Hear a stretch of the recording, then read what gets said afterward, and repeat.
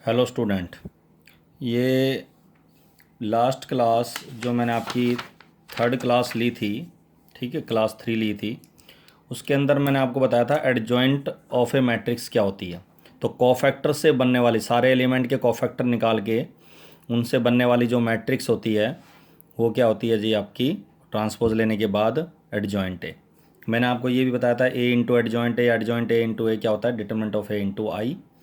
ठीक है, adjoint A भी बराबर adjoint B into adjoint A, और एडजॉइंट ए का डिटरमिनेंट बराबर डिटरमिनेंट ऑफ ए की पावर n-1। n यहाँ किसको रिप्रेजेंट कर रहा है, जो ए मैट्रिक्स का ऑर्डर है। ठीक है, ये मैंने थर्ड क्लास में बताया था। आज की क्लास करवा रहा हूँ जी आपका फोर्थ क्लास स्टार्ट कर रहा हूँ मैं। फोर्थ क्लास में आज पहला टॉपिक जो मैं करवा रहा हूँ वो है इन्वर्स ऑफ ए मैट्रिक्स। किसी भी मैट्रिक्स का इन्वर्स निकालने का फॉर्मूला होता है ए इन्वर्स। पहली बात तो ये समझ लो कि -1 जो है ये पावर है, पावर नहीं है, ये एक सिंबल है जो इन्वर्स को रिप्रेजेंट कर रहा है। तो A inverse that is A 1 determinant A into adjoint A, ये फॉर्मूला है। ठीक है, इसमें ध्यान रखना इन्वर्स हमने एक पहले भी निकाला हुआ है इन्वर्स। वो कौन सा था जी, एलिमेंट्री ऑपरेशंस का यूज़ करके इन्वर्स फाइंड करना। तो एक तो एलिमेंट्री ऑपरेशन से इन्वर्स निकाला था, अब हम निकाल रहे हैं इस वाले फॉर्मूले से 1 determinant A into adjoint A. Inverse से रिलेटेड कुछ बातें हैं। जैसे पहला पॉइंट है, अगर मैं किसी स्क्वायर मैट्रिक्स को उसी के इन्वर्स से मल्टीप्लाई करूं, क्योंकि इन्वर्स केवल स्क्वायर मैट्रिक्स का निकलता है, ध्यान रखना। तो किसी भी स्क्वायर मैट्रिक्स को उसी के इन्वर्स से मल्टीप्लाई करूं या इन्वर्स को ए से मल्टीप्लाई करो तो आइडेंटिटी मैट्रिक्स आती है। ए बी का इन्वर्स निकालने पर B inverse into A inverse हो जाता है, रिवर्स हो जाती हैं। ए इन्वर्स का दोबारा इन्वर्स निकालने पर ए आता है, सेम मैट्रिक्स आ जाएगी। ठीक है, इसी तरह सिंगुलर मैट्रिक्स होती है या जिसका डिटरमिनेंट जीरो होता है। और सीधी सी बात है, अगर डिटरमिनेंट जीरो हो गया तो 1/0 क्या हो गया, नॉट डिफाइन। 1/0 क्या होता है, नॉट डिफाइन। तो नॉट डिफाइन हो गया तो नॉट इन्वर्टिबल मैट्रिक्स आ गई वो। इसी तरह नॉन सिंगुलर मैट्रिक्स होती है या इन्वर्टिबल मैट्रिक्स होती है जिसका डिटरमिनेंट क्या होता है, आपका जीरो के बराबर नहीं होता। तो अगर किसी भी मैट्रिक्स का डिटरमिनेंट जीरो आ जाता है तो उसका इन्वर्स नहीं निकल सकता, जिसको हम सिंगुलर मैट्रिक्स भी बोलते हैं। और अगर किसी का डिटरमिनेंट जीरो नहीं आएगा, उसी का इन्वर्स निकल सकता है, उसी को हम नॉन सिंगुलर मैट्रिक्स बोलते हैं। अब आता है ये जो मैंने अब लास्ट क्लास में टॉपिक पढ़ाया था, और इस क्लास में जो टॉपिक आपको इन्वर्स बताया है, इन दोनों सारा मिला के इनका क्या एक क्वेश्चन में क्या यूज़ है, किस तरीके से हम फाइंड करेंगे। तो सबसे पहले मैं इन्वर्स निकाल रहा हूँ। इन्वर्स में आपका सब कुछ रिवाइज हो जाएगा कि कैसे डिटरमिनेंट निकालेंगे, कैसे कोफैक्टर निकालेंगे, कैसे एडजॉइंट निकालेंगे और कैसे इन्वर्स निकालेंगे। तो सबसे पहले बी मैट्रिक्स आपको गिवन है और उसका इन्वर्स फाइंड करना है। ये क्वेश्चन असाइनमेंट का क्वेश्चन 11 ले रहा हूँ मैं। तो अभी फ़िलहाल मैं बी मैट्रिक्स ली मैंने, उसका डिटरमिनेंट निकाल रहा हूँ। इस मैट्रिक्स को पहले तो डिटरमिनेंट के अंदर क्या करेंगे, हम इसको कन्वर्ट, ध्यान रखना। और मैंने आपको बताया था डिटरमिनेंट की वैल्यू निकालते हैं किसी भी रो या कॉलम का यूज़ करके। तो मैंने पहले कॉलम के हिसाब से मैं इसकी वैल्यू निकाल रहा हूँ, फर्स्ट कॉलम का यूज़ करके। 1 इंटू पहली रो पहला कॉलम डिलीट करा तो यह आ जाएगा 3 - 0। उसके बाद माइनस प्लस, मैंने बताया था सिंबल यूज़ करते हैं प्लस माइनस प्लस। तो माइनस यहाँ ऑलरेडी है, तो माइनस माइनस क्या हो जाएगा, +1 इंटू -1 जिस रो और कॉलम उसको हटा दिया तो इसकी वैल्यू आ जाएगी जी 2। और इन दोनों के मल्टीप्लाई करने पर आ रहा है +4, लेकिन माइनस करेंगे तो -4। तो 2 - 4 तो यह आ जाएगा 3, और 2 - 4 इज -2, तो 1 आ गया। अगर इसकी वैल्यू 0 नहीं आती है तो हम कह सकते हैं कि इन्वर्स एग्जिस्ट।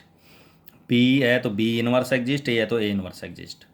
अब आता है जी इन्वर्स निकालने के लिए जो हमें नेक्स्ट टॉपिक है वो है कोफैक्टर्स। मैंने आपको बताया था कोफैक्टर से पहले हम क्या निकालते हैं, माइनर्स। तो कई टीचर क्या करते हैं, पहले माइनर निकालेंगे सारे, फिर कोफैक्टर निकालेंगे, फिर एडजॉइंट ए निकालेंगे। इससे बढ़िया डायरेक्ट आप कोफैक्टर निकालोगे, सीधा सीधा सीधा कोफैक्टर कैसे निकालोगे वो देखो ज़रा। पहले तो लिख लो सारे कोफैक्टर, कैपिटल ए लिख दो या कैपिटल सी लिख दो। Capital A11, capital A12, capital A13, capital 21, 22, 23, 31, 32, 33। अच्छा, एक और छोटी सी बात, A12 इन दोनों को जोड़ने पर ओड आ रहा है तो पहले ही हम माइनस लगा लेना। मैंने माइनस लगाया था जो कि बाद में प्लस करा है। यहाँ भी माइनस लगाओगे, यहाँ माइनस लगाओगे और यहाँ माइनस लगाओगे। जिन भी पोजीशन का सम ओड है उनके आगे पहले ही माइनस का सिंबल लगा लेना, क्योंकि माइनस का सिंबल लगाने से अब मेरे को ये फ़ायदा हो गया कि अब मुझे इन 9 की 9 जगह क्या पुट करने पड़ेंगे, बस खाली माइनर।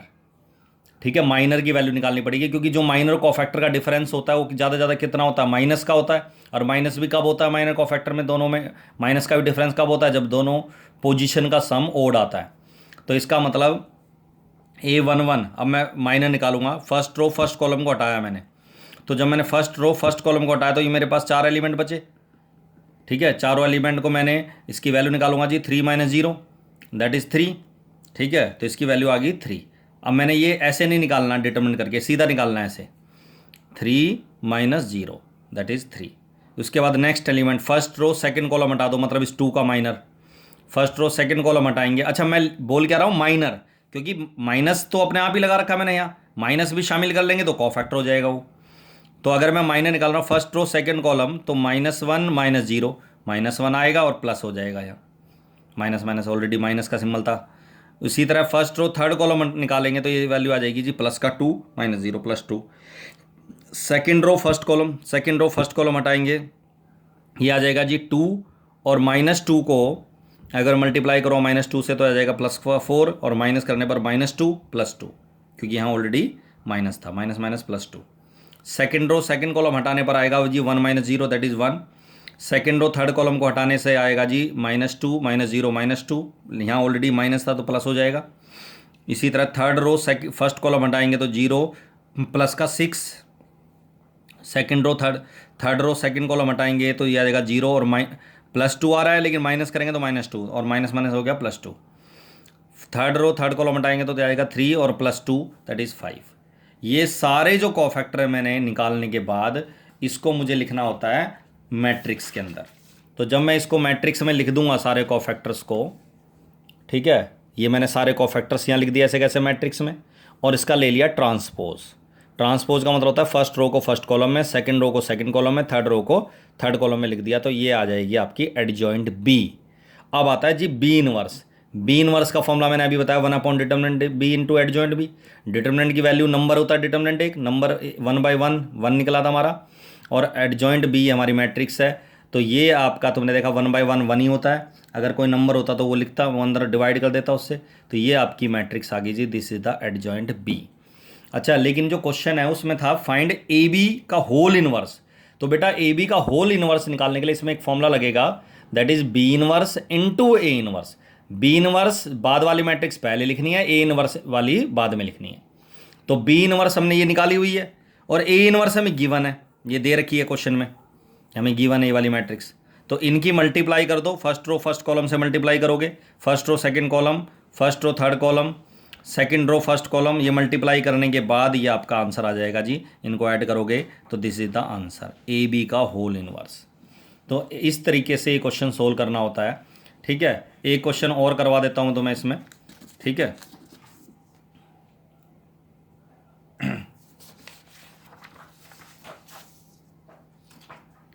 क्वेश्चन नंबर 12 है, ये भी असाइनमेंट का है। ए मैट्रिक्स दे रखी है, शो दैट, पहले तो ये वेरीफाई करना है, तो थर्ड चैप्टर में ही पढ़ा था आपने वेरीफाई करना। हैंस फाइंड ए इनवर्स, इसका यूज़ करके इनवर्स फाइंड करना है। तो सबसे पहले तो इसको वेरीफाई करेंगे, A² - 5A + 7i। A² का मतलब a को 2 बार लिख दो, 5A 7i, i मतलब आइडेंटिटी मैट्रिक्स लिख दी मैंने यहाँ। इसको मल्टीप्लाई करा जी, 3 3 = 9, -1 8, 3 + 2 5, इसी तरह -3 -2 -5, -1 + 4 3, और इन तीनों को ऐड करेंगे तो ये 0 0 0 0 ओ मैट्रिक्स आ गई, और ओ का मतलब राइट हैंड साइड आ गई, ठीक है। तो ये आपका इतना तो आपका थर्ड चैप्टर में पढ़ा था हमने, वेरीफाई करना, ऐसे क्वेश्चन कर रखे हैं। अब जो मेन क्वेश्चन है जो कि ज़्यादातर बच्चे गलत करते हैं, कह रहा है हैंस फाइंड ए इनवर्स।